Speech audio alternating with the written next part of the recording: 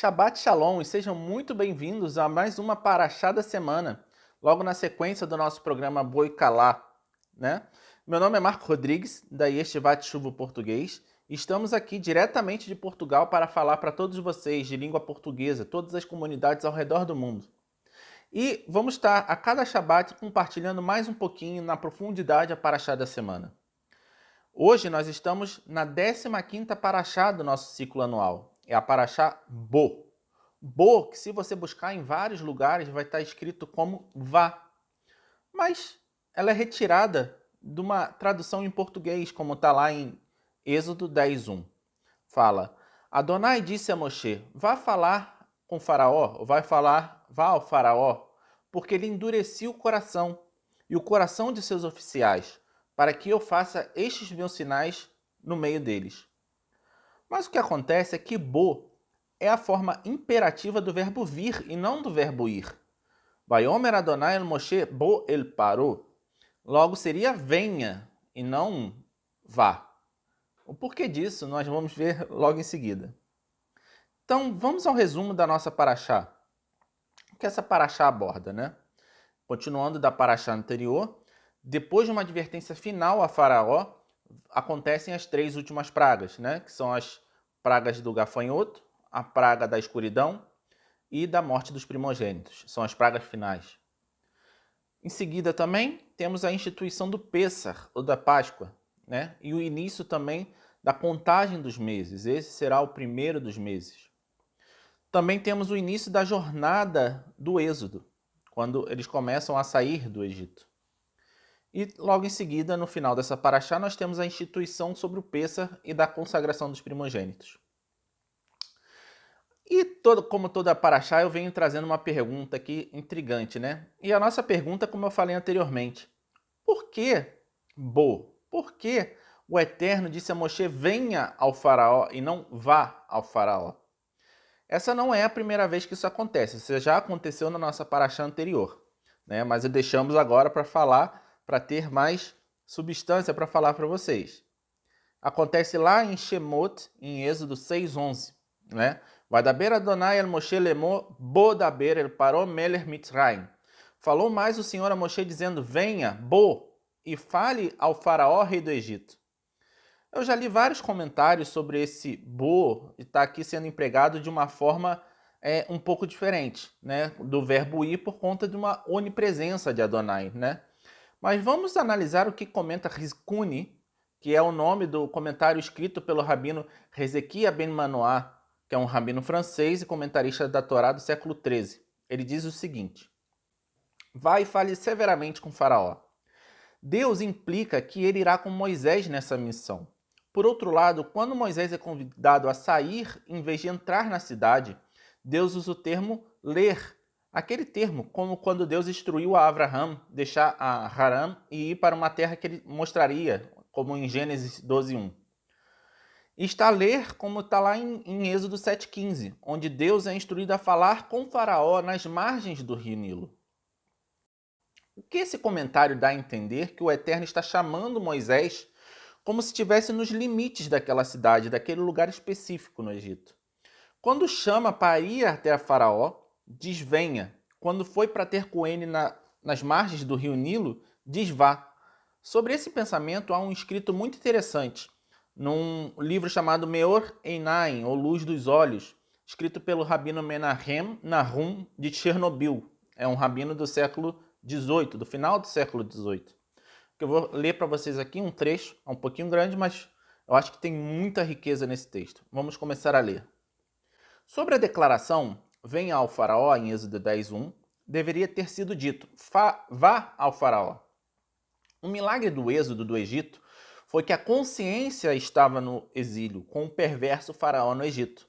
E, portanto, Israel foi exilado lá para trazer a consciência de lá, pois toda a Torá estava no exílio egípcio, uma vez que a consciência estava no exílio, e a consciência é a Torá. Agora, a Torá começa com a letra aposta. No princípio, Adonai, no princípio Deus criou, etc., como está lá em Bereshit bara Elohim et hashamayim, em Gênesis 1:1. Mas por que a Torá não começou com Aleph, que é a primeira de todas as letras? Porque se esse fosse o caso, o mundo não seria capaz de existir por uma hora sequer, e seria anulado da existência por causa do grande brilho da letra Aleph, uma vez que alude ao campeão, Aluf, do mundo, que é Deus abençoado na glória de Deus e na essência de Deus. Como se fosse possível. Mas porque o Senhor Deus é um sol e escudo, como está lá em Salmos 84:12, o que significa que assim como não se pode olhar para o sol por causa de seu grande brilho, somente por meio de uma sombra ou um escudo, pode-se olhar para a luz do sol. Assim também como se fosse possível com mil milhares de distinções sem fim ou limite. Seria impossível existir por causa do grande brilho da letra Aleph, já que é o campeão do mundo. Somente por meio de uma sombra ou um escudo, que é a posição da letra, ou seja, a junção dessas letras, apenas através dela se torna possível restringir a letra Aleph para que ela também possa estar na Torá. Pois depois da letra posta em Bereshit, encontramos vários Alephs na palavra Bereshit, nas palavras Bara Elohim, uma vez que ela foi limitada pela letra Bet. E é esse o significado de venha, Bo, que é formado justamente pelas letras Bet e Aleph, ao faraó. Ou seja, através da letra aposta, o Aleph estará na Torá. E já que agora a Torá está no exílio, portanto, eu endureci o seu coração e o coração de seus servos, como está lá em Êxodo 10:1. Para que Israel sirva em argamassa e em tijolo, como está lá no início do Shemot de Êxodo 1:14, para tirar a Torá do exílio. Bem, essa é uma visão bastante profunda, mas vamos aqui simplificar para que nós possamos discutir juntos. Quais são as lições que nós podemos tirar desse pensamento que nós vamos abordar hoje? Primeiro é o conceito de exílio, né, que é o exílio da consciência, que é o exílio da Torá. E o segundo é o conceito de Aluf, que é o campeão do mundo. E hoje, para isso, nós vamos utilizar alguns conceitos que estão nesse livro aqui, que é As Boas Novas segundo a Covid-19, já falei nos nossos programas anteriores, que nós estamos preparando para lançar ele no Brasil.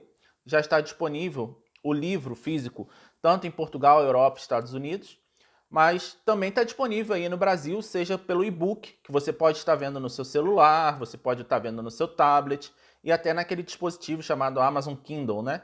Então não precisa obrigatoriamente ter o Kindle para você ter acesso ao livro. Você pode ter ele no seu celular, no seu tablet, está lendo as coisas que estão reveladas aqui nesse livro. E ele explica de uma forma bem simples o conceito de Golá, que significa o estado de exílio ou separação. E de onde vem, né, é a raiz da palavra Galut, que nós utilizamos para descrever a diáspora. O estado que Israel se encontrava no Egito era um estado de Golá. E assim como o rabino, o Menahem Nahum, que nós lemos esse texto sobre ele, coloca onde a consciência, onde a Torá do Eterno estava. Pois ela havia descido ao Egito junto com quem? Junto com José e seus irmãos, Yosef, junto com Jacó, que todos eles desceram ao Egito. Nós estamos aqui falando de um estado pré-Torá escrita, né? Mas já havia Torá, né? Já havia Torá, instruções para Abraão, já existiam instruções a Noé, né? E essa Torá, que significa instrução, ela já existia nesse estágio. Ela tanto estava no êxodo do Egito, no exílio do Egito, perdão, que Moshe precisou recebê-la do Eterno para que assim fosse passada ao povo. E cada geração seguinte foi aprendendo. Como diz lá na Mishnah, tem Pirkei Avot, na Mishnah 1:1, né? Que Moshe passou a Yehoshua aos anciãos, os anciãos aos profetas, os profetas aos homens da grande assembleia, né? Ela foi passando de geração em geração. Nesse livro, As Boas Novas segundo a Covid-19, né? O Rabino Shapiro ele demonstra como uma grande praga que aconteceu, quer dizer, aconteceu não, acontece e ainda está acontecendo hoje em dia, porque nós temos visto os noticiários, cada dia mais e mais casos, que é essa praga da Covid-19, pode trazer uma mensagem para os últimos dias, né? De como nós devemos nos portar e como devemos conduzir o caminho para a vinda do Mashiach. Essa vinda do Mashiach, que o povo judeu espera, e nós também, significa o início, né? Um esforço para iniciar o processo de Geulah, que significa redenção. Ou como o Rabino Shapira faz uma comparação no livro, a Geulah é o ato final de levar o rei que é o rei Mashiach, até a sua noiva, até a casa da noiva, que é Israel. E naquele dia, assim como está a consciência ou a Torá que estava nesse estado de Golá, no Egito, a Torá, o conhecimento, chegará à sua plenitude. Como diz lá o profeta Abacuque, em Abacuque 2,14. Porque a terra se encherá do conhecimento da glória de Adonai, como as águas cobrem o mar. E como podemos trazer esses dias, o Bayom Ahu, né? Se referindo, no caso, essa expressão naqueles dias, se referindo aos últimos dias. A pista está justamente na língua hebraica, onde tem uma pista linguística onde a diferença entre Golá e Geulá é justamente o Aleph, que vem habitar conosco, vendo aí nessa figura, por exemplo. Vocês podem ver que a diferença justamente entre Golá e Geulá é o Aleph que tem ali no meio. E quem é o Aleph ou o Aluf? O profeta Jeremias declarou lá em Jeremias 3,4 o que na Bíblia de vocês deve estar desse jeito. Vamos ler. Não é fato que agora mesmo você me invoca dizendo: meu pai, tu és meu amigo desde a mocidade. Mas se nós pegarmos do original em hebraico, do texto em hebraico, diz ali: Li havia Aluf Neuriatá. Aluf também é o campeão da minha mocidade. Como lá o rabino Menahem Nahum falou antes de Chernobyl, ele colocou o Aluf, que é o campeão do mundo, o Aleph, o eterno no resplendor da sua glória, que precisou de uma sombra para se manifestar no nosso meio. Precisou de um aposto, ele precisou de um bet, né? Um bet que representa uma casa. E quem seria aquele que, como é chamado lá em Isaías 7,14, o Immanuel, ou o Deus conosco? Para que com sua vinda habitasse em nosso meio e reparasse o mundo, tornando o estado de Golá num estado de Geulá, o exílio em redenção. Quem é a Torá viva que se manifesta? A Davar, a palavra de Adonai. Nós podemos ver uma dica sobre isso lá em Jeremias 11,19. Vamos ler. Eu era um cordeiro manso, que é levado ao matadouro. Eu não sabia que tramavam contra mim, dizendo: vamos destruir a árvore com seu fruto, vamos cortá-lo da terra dos viventes, para que ninguém mais lembre do nome dele.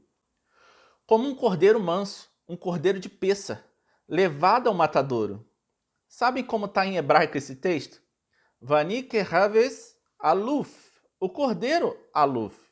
Vani kehaves aluf, o campeão, o cordeiro que venceu a morte. E no Pessa nós podemos relacionar justamente esses milagres daquela redenção com a redenção final através do Mashiach. Nós vemos aqui então diversas conexões da Parashá Bo e o acontecimento dos últimos dias, justamente como diz o texto do profeta Miqueias 7,15. E lhe mostrarei maravilhas como nos dias em que você saiu da terra do Egito. Você quer realmente saber o que vai acontecer no final dos tempos? E como muitas vezes nós lemos o livro de Revelações ou de Apocalipse, como nós chamamos, e muitas vezes nós não entendemos as visões que estão ali. Você quer realmente saber o que aguarda para os últimos dias, qual o seu papel para apressarmos essa vinda do Aluf ou do Aleph? Você tem que entender que a futura redenção ela seguirá o mesmo padrão da primeira redenção. Por isso é tão importante nós estudarmos a Torá a cada semana, em sua profundidade, a cada Shabat, para aprendermos mais sobre como nos prepararmos hoje para a sua vinda. E eu deixo com vocês uma pergunta do livro As Boas Novas segundo a Covid-19. O mundo hoje está preparado para a vinda do Aleph, para o Aleph vir morar conosco? Harua veakalá omurimbo, o espírito e a noiva dizem vem. Bo Yeshua, vem Yeshua. Espero vocês na próxima semana. Shabbat Shalom e até a próxima.